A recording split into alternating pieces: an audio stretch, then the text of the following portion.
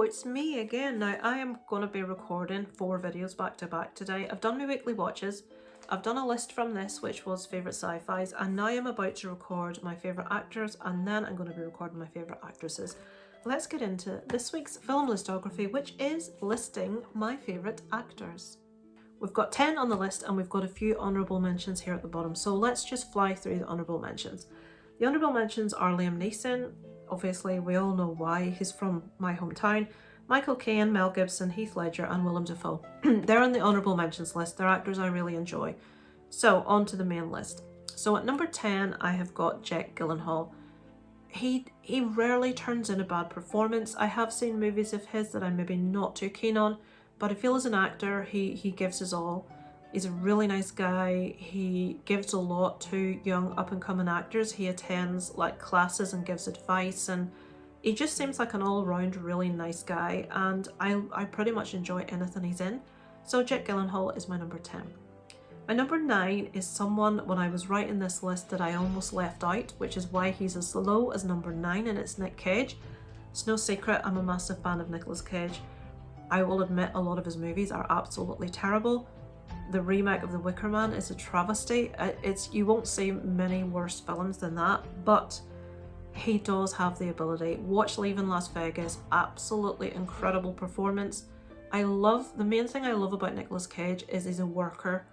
He does the movies, he wants to pay the bills, he wants to feed his family.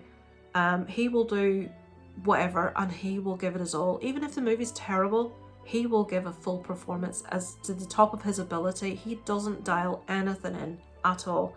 I love that he takes the piss out of himself. Like, The Unbearable Weight of Massive Talent is a complete send-up of himself, and I love that he's able to do that about himself. Renfield, absolutely adored it. It's a role he was just made to play of Dracula. I love how he hammed it up. Little like things, just when he goes full Nick Cage, like if you've seen the movie Mom and Dad, which I adore, I just love to watch him. I find him endlessly entertaining as an actor, so he's my number 9. He probably would have been higher had I remembered him. So my number 7 is Robin Williams. No, he's not. He's my number 8. Beautiful man, really deep, intelligent heart, really funny, but really just the performances that he can turn in. People know him as Mrs. Doubtfire and as Good Morning Vietnam, and I don't want to say Good Morning Vietnam's a light movie because obviously it's a war movie, but we're used to seeing Robin Williams as very zany, over-the-top comedic performances. But some of his performance, and I think back to 1 Hour Photo as an example, he's a fantastic actor. In that movie, he's as creepy as hell. I just absolutely loved him in serious roles, and it's just such a real waste that he's no longer with us. He was just a wonderful individual, fantastic actor, and I would like to have seen more from him. I feel as he aged, we would have got different kind of roles from him, and I would have loved to have personally seen that. So Robin Williams is my number 8. So my number 7 is Samuel L. Jackson, who is just endlessly entertaining in anything you see. He's just one of the coolest dudes. Like, you want to say MFer, don't you? Well, he's one of the coolest guys. He's responsible for that awesome monologue that we got in Unbreakable as Mr. Glass. Absolutely adore that scene, his character, how he delivers a line. There's only one other actor who's also in this list, a few up, who has a voice and a demeanour and a persona that can deliver a line like no one else. And Samuel L. Jackson fulfills that for me. I think he's wonderful. Okay, so he was 10, 9, 8, 7. So my number 6 is Robert De Niro.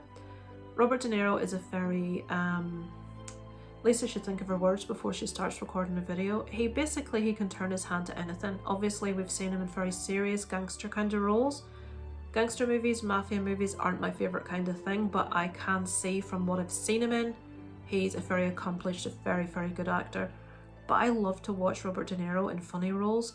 I don't know why, I find him really, really funny. I just like that he can turn it from some of the roles that he's done in the past, some of the really gritty roles, Taxi Driver, and then he can phone in something like Meet the Parents, and it just makes me laugh.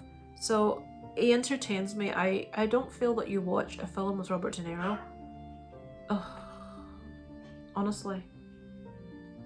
You know what that is? Let me have a look out the window. Right, a van has just had the audacity to drive past our house.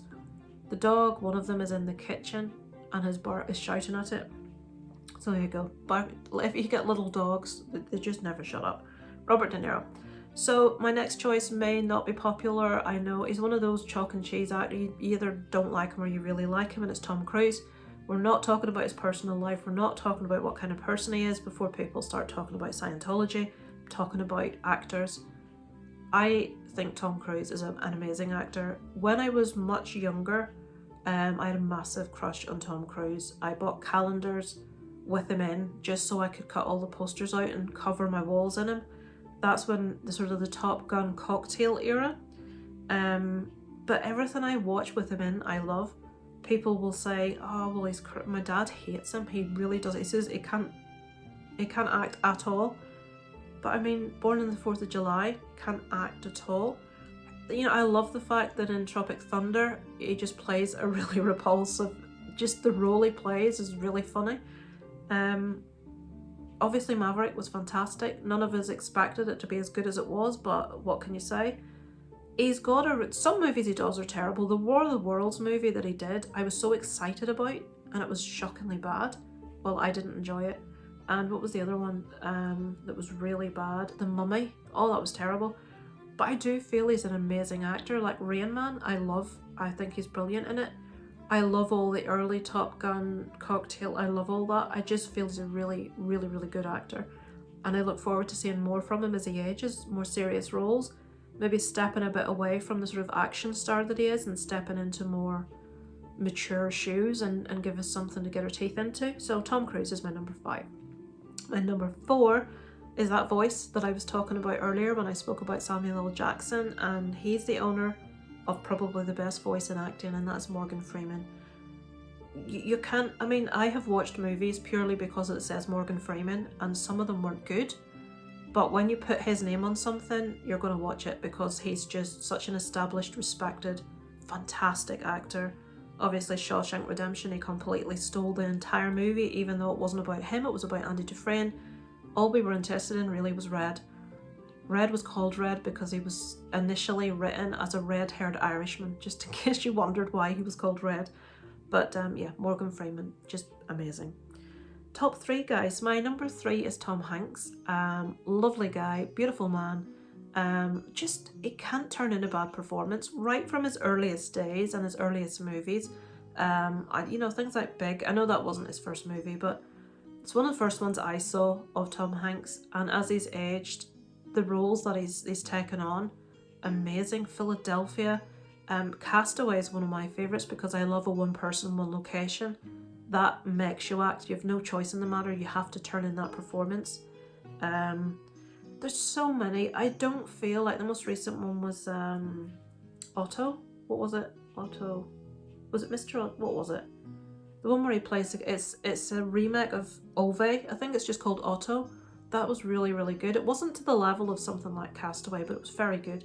I don't feel that Tom Hanks turns in a bad performance anywhere. Like Nicolas Cage, obviously they're very different characters. He will do movies that aren't as good as others, but he will always give a compelling performance in everything that he does. He's like got safe hands. If you give Tom Hanks your movie to star in, you're probably going to be glad that you did. He's a safe actor in that respect. Okay, my top 2 haven't changed in many, many years. These 2 guys have been my favourite 2 actors for as long as I can remember, actually. All I can tell you, since I first saw Silence of the Lambs, which was many, many years ago, you'll know who my number 1 actor is, and since I first saw The Shining, so you'll know who my number 2. So we've got Anthony Hopkins and Jack Nicholson. Jack Nicholson in The Shining is like acting masterclass. He's incredible. He puts the fear of God into you. He is just, his performance is incredible. The performance that really made me fall in love with Jack Nicholson was As Good as It Gets. One of my favourite comedies. I absolutely love him. If you haven't seen As Good as It Gets, please check it out. Jack Nicholson is amazing in it. He's in it alongside a woman that's on my favourite actresses list after having seen the movie, who's Helen Hunt. Their relationship in that movie is just sublime, is fantastic. I love everything about it. So Jack Nicholson is my number 2. My number 1 is Anthony Hopkins. Again, very much like Tom Hanks, if you give this guy your movie to be in, you can be sure that he's going to turn in a fantastic performance. Anthony Hopkins, obviously the first movie that I saw was Silence of the Lambs. Went on to watch pretty much then, you know, when you discover an actor, you then must watch everything that they're in. So I went on to just get my hands on everything that Anthony Hopkins had ever been in. Obviously The Father, which is a recent story, was just so clever, so well done. If you went into it knowing nothing like I did, you were a bit confused. It's like, hang on. And then you realised as the movie progressed what they were doing and how clever it was, and he's just fantastic. He's effortless. When you watch Anthony Hopkins, it doesn't feel like you're watching someone act. It feels like you're sitting watching someone's real life play out on screen. Anthony Hopkins, forever my favourite actor, and Jack Nicholson, forever my number 2. So there you go, folks. That is my top 10 with a few honourable mentions actors. I hope some of yours were in there also. Let me know in the comments what you think of my choices, and feel free to do the video. Feel free to leave a list of yours below, whatever you feel you want to. And thank you so much for watching, guys. I have my list of favourite actresses. I see Drew Barrymore's in the little picture, which I'm going to record next. So hopefully you'll enjoy that next week. It will be the following week. Thanks so much for watching, guys. Over and out from Lisa Loves.